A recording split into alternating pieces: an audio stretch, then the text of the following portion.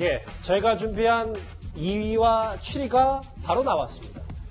이른바 윤석열 시간표가 드디어 나왔습니다. 캠프 대변인을 통해서 27일, 그러니까 다음 주 일요일 대권 출마 선언 계획을 윤 전 총장 측이 밝힌 건데요. 그 이후의 일정이 민심 투어 그리고 국민의힘 입당 순일 겁니다. 먼저 목소리부터 만나보겠습니다.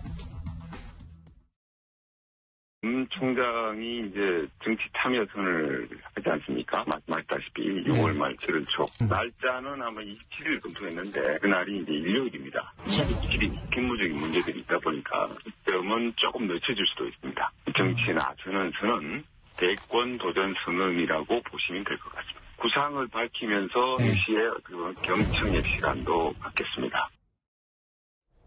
정말 기다리고 기다리던 윤석열의 시간표가 나왔습니다. 구자홍 차장. 네. 일요일 27일에 기자회견 형식의 대권 도전 선언. 일요일이라서 또 여러 가지 얘기들이 좀 나오는 것 같더라고요. 네. 그래서 이제 굿뉴스는 보통 일요일 날 많이 릴리스를 하고요.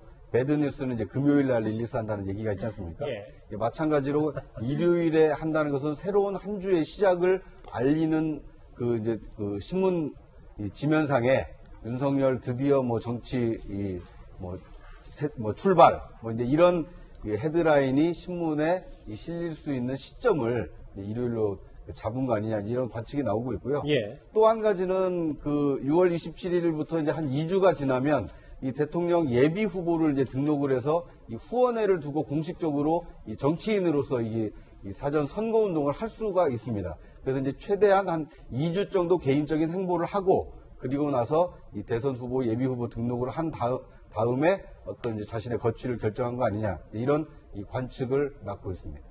시간표 6월 말, 그러니까 다음 주 일요일에 대권 도전 선언하고 대선 예비 후보자 등록 시작이 7월 12일이니까 뭐 그 이후에 입당 선언을 하겠다. 근데 그 중간에 순위 있잖아요. 그러니까 소정석 국장님. 지금 대략적인 시간표가 나온 걸 보니까 기자회견 형식으로 대선 출사표를 던지고 뭐 이 중간쯤에 민심 투어에 나선다는 얘기가 있더라고요. 윤 전 총장 측이. 예, 그렇게 이제 그 대변인이 밝혔죠. 그러면서 이제 뭐 민심 투어라는 표현을 썼는데 저는 그 표현 자체가 좀 적절치 않다라고 생각합니다. 민심 투어라는 게 이게 무슨 뭐 여행 가는 것도 아니고 표현 쓰는 걸 보면서 저것부터 좀 바꿔야 되지 않을까 그런 생각이 들었어요. 아하. 일단은 그동안에 윤 전 총장 측에서 얘기했던 것은 나는 국민의 명령을 받고 나왔고 그렇죠. 국민이 원하는 바를 내가 하겠다 이렇게 얘기를 했거든요. 그렇다면은 그러한 내용에 따라서 봤을 때 정치 활동을 하겠다는 선언을 하고 국민의 그 명령을 받기 위해서는 국민들과 직접 만나는 이제 그런 과정이 필요한 것이죠. 일종의 이제 명분을 쌓아가는 그런 과정인데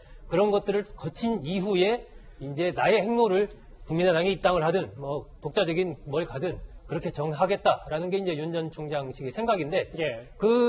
이른바 국민과 만나는 그 현장에서 세 가지가 중요할 겁니다. 어디를 가느냐, 누구를 만나느냐, 거기서 어떤 메시지를 내느냐 이것에 의해서 윤 전 총장 정치인으로서의 윤석열이라는 인물의 1차적인 평가가 그 기간 동안에 이루어질 것으로 보입니다. 다시 한번 정리해드리면 기자회견을 다음 주 일요일에 하고 그 다음에 민심 투어, 민생 투어를 1, 2주 정도 잡은 다음에 그 이후에 뭐 입당 선언은 뭐 더 미뤄질 수도 있고요. 그리고 뭐 인터뷰와 강연 등으로 행보를 넓혀가겠다, 보폭을 넓혀가겠다. 이게 윤 전 총장 측의 입장인 것 같습니다. 그러면 저희가 윤석열 전 총장의 국민의힘 입당 시기를 대략 한번 추려볼까요? 먼저 목소리부터 만나보겠습니다. 막판에 뿅 하고 나타난다고 해가지고 우리 당원들이 지지해줄 것도 아니고 절대적인 시간이 필요합니다. 저는 그 시간을 한 8월 말 정도를 마지노선으로 보고 있습니다. 윤석열 총장의 시간표하고 이준석 대표의 시간표가 상충되거나 그러지는 않을 것이다. 날짜는 아마 27일 검토했는데 민심 투어를 반영해서 입당 문제도 최종 결론을 내겠다. 이렇게 말씀드리겠습니다. 민심 투어가 짧게는 1주가 될 수도 있을 거고요. 이현종 의원님. 네. 이준석 대표가 어제는 물론 좀 수위를 낮췄어요. 톤을 낮추고 뭐 이제 좀 너무 뭐 단점 얘기하지 않겠다.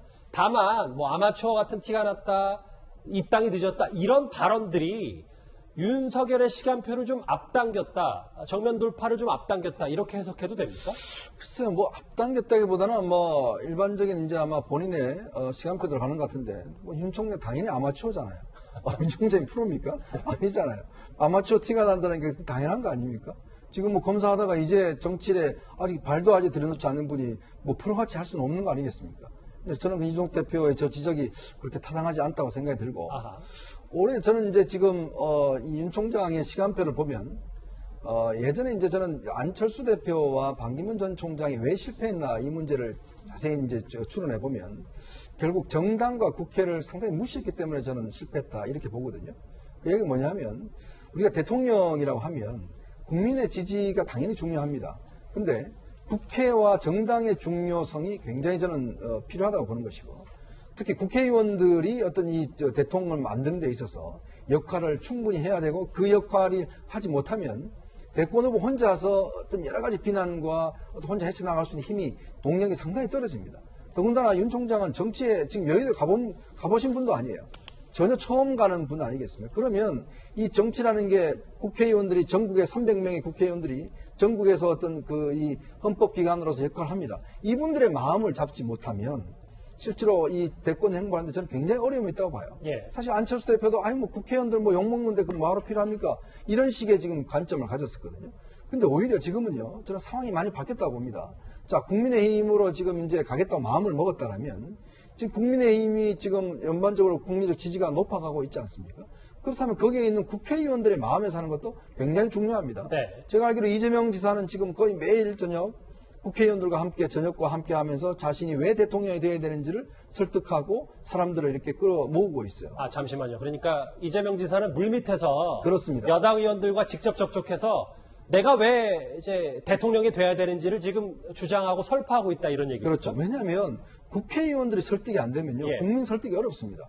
국회의원들이 만나서 3시간, 4시간 만나서 내 저런 사람 보니까 내가 진짜 저 사람을 밀만한 사람이다? 대권 말해서 그런 신뢰감을 줘야 돼요. 그렇지 않으면요, 국회의원들 그 지지하기 어렵습니다. 그게 또 국민들 지지하고 연결되는 문제거든요.